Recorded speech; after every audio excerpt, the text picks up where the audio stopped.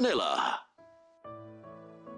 Pagbasa sa Aklat ng Kawikaan, Kabanata 12, talata 1 hanggang 28, ang taong may unawa ay tumatanggap ng payo, ngunit ayaw mapaalalahanan ang matigas ang ulo. Si Yahweh ay nalulugod sa taong matuwid, ngunit sa masasama siya ay nagagalit. Ang makasalanan ay hindi mapapanatag, ngunit ang matuwid ay hindi matitinag. Ang mabuting babae ay karangalan ng asawa, ngunit kanser sa buto ang masamang asawa. Ang taong matuwid ay mabuting makiharap, ngunit ang masama ay bihira lang magtapat. Pumapatay ng lihim ang mga pangungusap ng masama, ngunit ang salita ng matuwid ay nagliligtas sa kapwa. Ang masama ay lubusang mapaparam at di na magbabalik, ngunit ang sambahayan ng matuwid mananatiling nakatindig. Ang taong matalino ay magkakamit ng karangalan, ngunit ang aanihin ng masama ay pagkutsa lang. Ang maralitang nagsisikap ay mabuting di hamak kaysa nagkukunwang mayaman, ngunit sa gutom nakasadlak. Kahit sa kanyang mga hayop ang matuwid ay mabait, ngunit ang masama kahit kanino ay sadyang mabagsik. Ang taong masipag ay sagana sa lahat, ngunit ang isang hangal sa yaman ay salat. Ang nais ng masama ay puro kasamaan, ngunit ang tuntungan ng matuwid ay hindi magmamaliw. Ang masama ay nahuhuli sa salita ng kanyang bibig, ngunit ang matuwid ay malayo sa ligalig. Ang kakamti ng tao ay batay sa gawa o salita, bawat isa ay tatanggap ng karampatang gantimpala.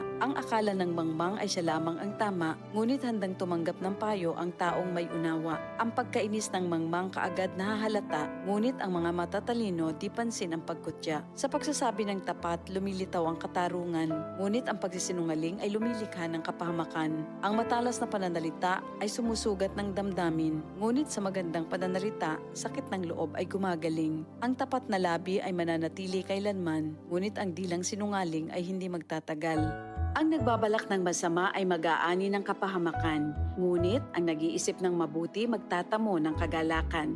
Ang kasamaang palad ay malayo sa matuwid, ngunit ang buhay ng masama ay puno ng ligalig. Namumuhi si Yahweh sa taong sinungaling, ngunit ang tapat ay ligaya niya at aliw.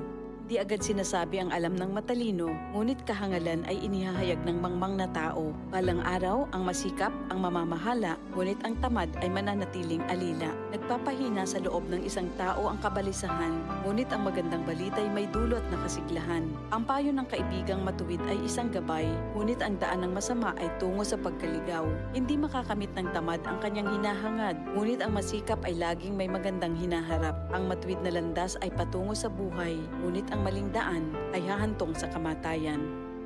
Ito ang salita ng Diyos.